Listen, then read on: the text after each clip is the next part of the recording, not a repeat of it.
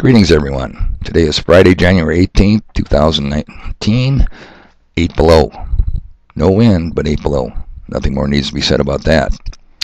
Thanks to all my new subs. Thanks to my old subs.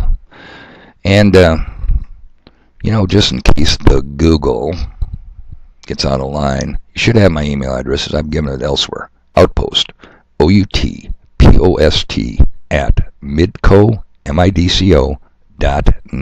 N-E-T. Keep that handy in case we get disconnected somehow. Wonderful things happen when the Google is censoring videos and channels. Okay, promise we're going to start tackling this. I bet you thought.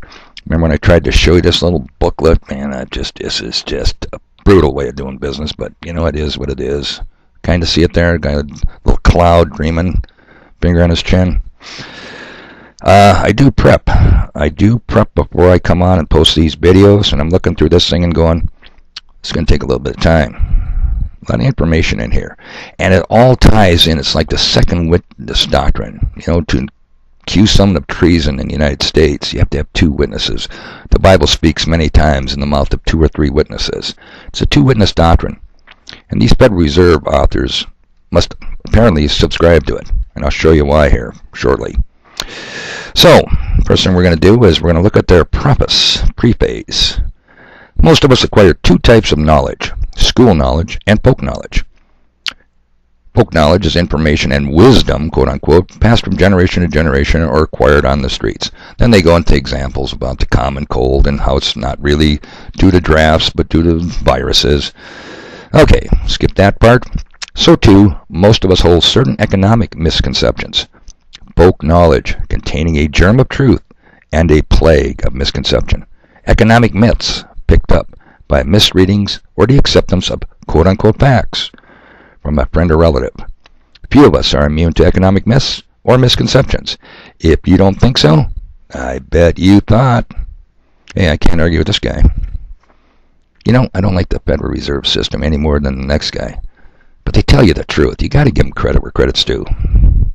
Skip the page, table of contents. We will now go over to page 5, which talks about money, coin, paper currency, checks. Anything people generally accept in exchange for items of value is money. Whoa, let's stop there. 2 big points. Concealed in plain view. Anything people generally accept. Now, I only know of 2 monetary systems. One is barter. Barter is a system that uses something as the money. Gold or silver in coin form, for example. That's the way our system used to work. In days of the past, they'd had iron nails, dried codfish, gunpowder, tobacco have served as the money. Operative word, anything, thing. The second monetary system, the one we have foisted upon us by Congress in 1967 with a 1-year anniversary implementation date to June 24th, 1968, is our current system of credit. What do we know about a credit system? The credit system uses nothing, no thing as the money. Keep that in mind. The other little gem in this statement is anything people generally accept in exchange for items of value. People, we need to define our terms. There is wealth and there is value.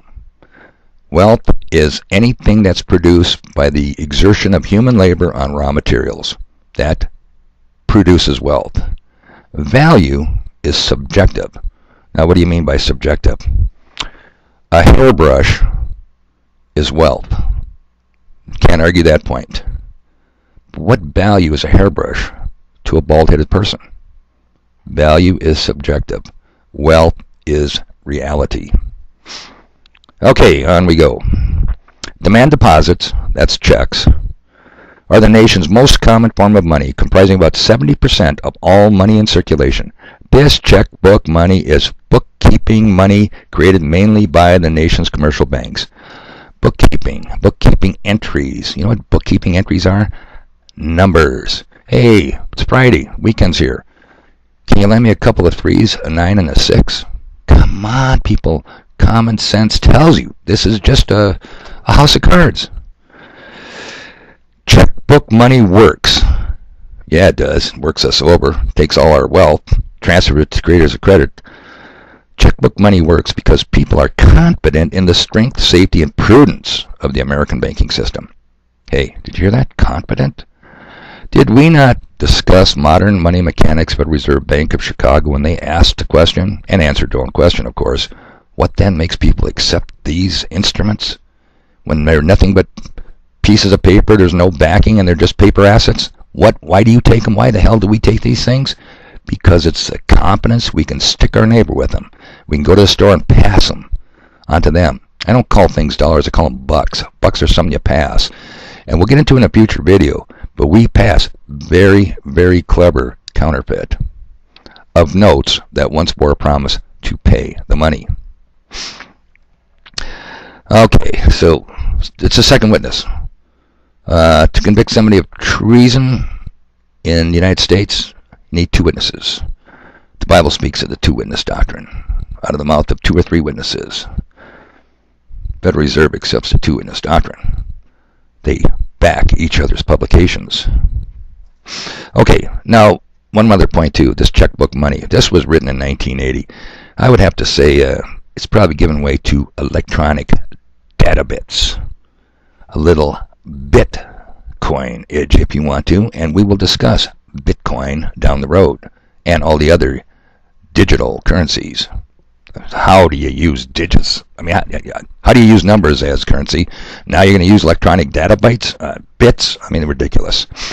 Okay, these masters of ours are very clever in coming with new ways to fleece the sheep of their wealth, let me tell you, or their labor. All right. Page number 7. Checks aren't money in themselves. They are simply order forms instructing banks and other depository institutions such as savings banks and credit unions to move transaction balances. What are transaction balances, people? Bookkeeping entries, numbers. You ready for this one? Banks don't keep cash in checking accounts and don't transfer currency or coin when acting on a check's instructions. Checkbook balances are transferred between accounts as bookkeeping entries only. They tell you the truth. I mean, you have got to go to public school to get to a point where we're so dumb that we accept this. And hey, I'm a victim of that. I accepted it once. Lock, stock, and barrel I did. And down the road, too, we're also going to get into this thing called legal tender. Coin and currency are quote-unquote legal tender. Money the government says has to be accepted. The government says you got to do it if offered to settle a debt. But that approval doesn't make cash any more quote-unquote real than checkbook money or similar transaction balances. Man, could we go on and on with this one? I'm telling you. Legal tender designation was given to certain government-issued paper currency during the Civil War to win public confidence in the paper's money supply. Confidence. It keeps coming up. It's a confidence game. I just don't know how to say it. Page 11. Today's U.S. coins don't contain precious metal. The face value of your coins is greater than the value of metal in the coins. This, people, is called seigniorage. The difference between the face value and the metallic value. We accept coins as token or convenience money for the small financial transactions. We accept copper, nickel, slugs. That's what we accept. The silver was removed. There's base metals in them. And what is the difference between the face value and the metallic value? 97% difference. And that 97% that you monetized in your mind is the debt. You accept it for payments of goods and services and your labor. Look at there. We're already running out of time. I got to stand at 10 minutes, people. We're running out of time. Thanks for subscribing. Please share. And we'll be back tomorrow. And we'll take on I Bet You Thought. Once again, thanks for watching.